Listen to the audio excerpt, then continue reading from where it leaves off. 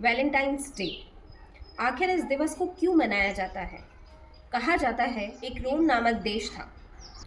उस देश का उस समय बहुत कठिन समय चल रहा था, मुश्किल समय चल रहा था।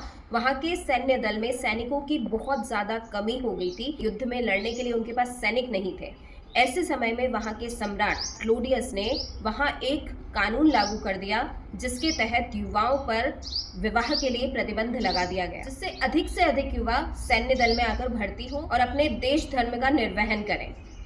उसी दौरान वहाँ संत वैलेंटाइन थे जो एक क्रिश्चियन पादरी थे। उन्होंने उसी सरकारी नीति के खिलाफ जाकर गुप्त रूप से युवाओं का विवाह करवाने का प्रयास किया और इसे उन्होंने एक अभियान का रूप दे दिया। वहां के राजा क्लोडियस को ये पता चला तो उन्होंने संत वैलेंटाइन को गिरफ्तार करके 14 फरवरी के दिन ही संत वैलेंटाइन को फांसी दी गई थी।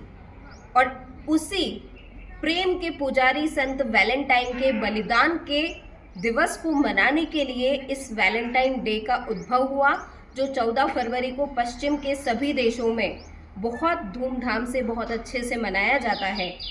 जब किसी देश पर संकट के बादल मंडरा रहे हो और ऐसे में वहाँ का युवा मौज मस्ती में लीन हो, मौज मस्ती में मशगूल हो, तो उस देश का वही हश्र होता है जो आज रोम का हुआ है।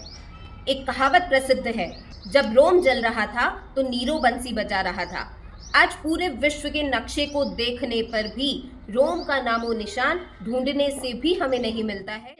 विचारणीय विषय ये है कि हमारे भारत की गौरवशाली संस्कृति को कब पश्चिम की अंधाधुंध दौड़ में शामिल होकर इस प्रकार के दिवस मनाने की आवश्यकता पड़ गई। आखिर क्यों? विचार अवश्य कीजिए।